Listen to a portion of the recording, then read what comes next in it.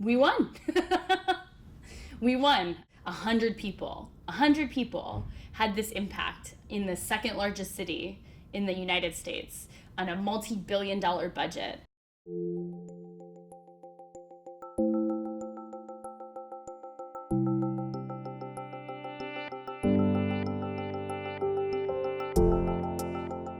Angelenos Organizing for Education.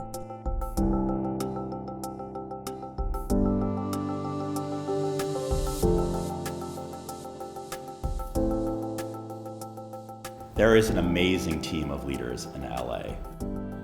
They've spent the last 2 years building relationships with parents, students, teachers, and other community leaders through individual meetings and house meetings. And in those conversations, they've identified a whole bunch of different priorities that people care about and want to act on together. Lee sharpens us as organizers, but they don't tell us what to do or pick our issues or do any of the work for us. So we have our own group, Angelenos Organizing for Education, and we are all leaders who are getting support from Lee to help strengthen us as organizers, but we're the ones that are doing the work. We're picking the issues, we're executing the issues. In Los Angeles, there are 3 issue action teams. So there's one that focuses on schools as community hubs. There's one that focuses on restorative justice and school discipline. And then there's another one that focuses on excellence in teaching. We tried to figure out, how do we funnel down to an issue that was purposeful, that was actionable, that we could have actually done in the next 6 months if we wanted to. The little girl was screaming. Her head, she had a bloody eye. Her mother was unresponsive. She was walking her 9-year-old daughter to Citizens of the World Charter School. We've learned from the LA Department of Transportation that this location at Bronson and Fountain qualified for a crossing guard, but one was not assigned due to limited resources. Somebody died here. So how much is her life worth? That, you're going to tell that to her daughter tomorrow?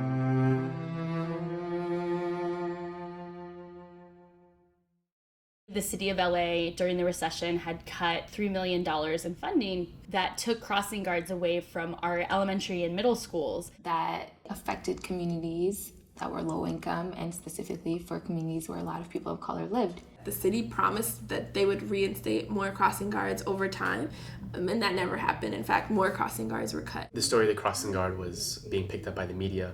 It was getting picked up by the school's community hubs team, and that research action team brought it to the AO4E leadership team. We felt that this was unconscionable and that we needed to take action. We saw an opportunity and a high need to step up and advocate for the crossing guards to be reinstated.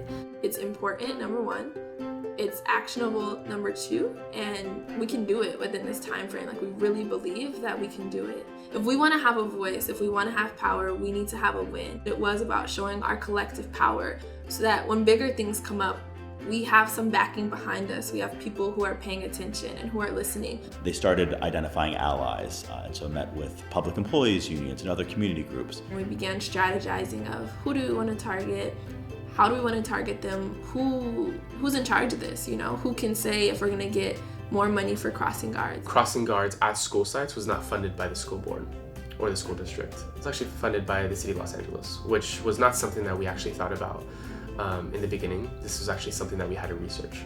It was really a masterful campaign strategy that AO4E was able to leverage the Fix LA coalition and put that power behind this one specific issue that affects kids in schools. And really get in the door with the city council. Immediately we started building a relationship with Fix LA, which was a coalition in Los Angeles. They have had several wins in the past. They are a connection to other union groups, and they have relationships with members of the city council.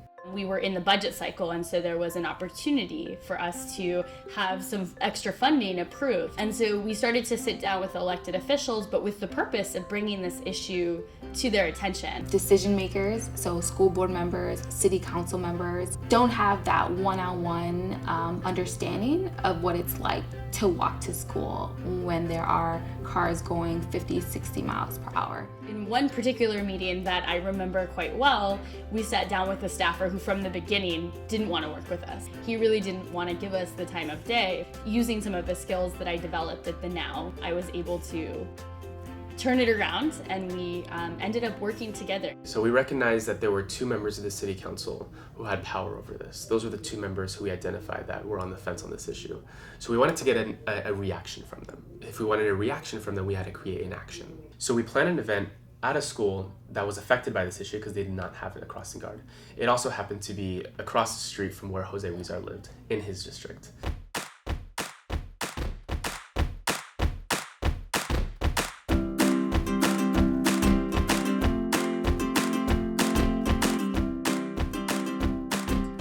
And we believe we have a champion for crossing guards who's leading the cause in this fight. Crossing guards is an important, critical piece of complete streets. De la ciudad este año hubo un accidente hace unos meses en una escuela. I wanted to make sure that this messaging, that this event, that these decision makers knew those stories, because there are a lot of times where the language barrier is an issue, where they don't even feel like people are listening to them. We would like you to tweet at Councilmember Bonin and Councilmember Blumenfield and let them know we are here today. Receiving tweets from 100 constituents, that would make a little bit of a splash. We looked at social media as a way to get directly to these elected officials that were frankly ignoring us and deprioritizing this issue. We asked everyone to take out their phone. Over 100 people pulled out a cell phone, and we had them tweet directly at our city council members that were sitting on the fence for this issue. About an hour or two after the event ended, we received a response from one of our city council members who had been one of these fence sitters, who hadn't responded to us, it wasn't clear that this was a priority for him, and he said, "I've been standing with you all along." All we asked people to do was just send a simple tweet from their phone.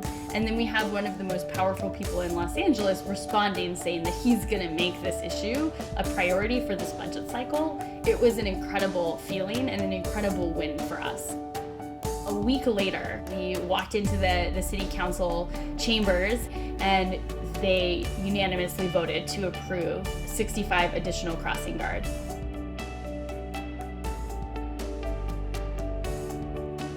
I don't think anybody would know the name Angelenos Organizing for Education if it wasn't for the Crossing Guard campaign.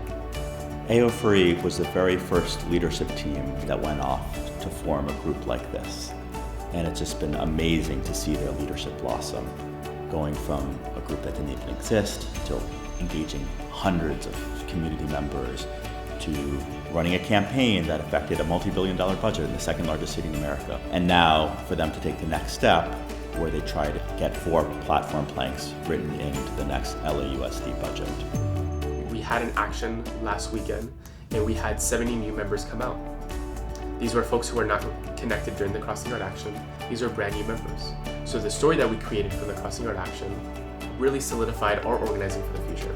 I love your example of the school crossing guard. That was something specific that you could create a campaign around that could actually get done. I'm really excited that you all are here today, and I'm excited to work with you all on picking the next issues that we want our superintendent to focus on. We realize how important your voice is, and we can't do it without you. We all have a voice.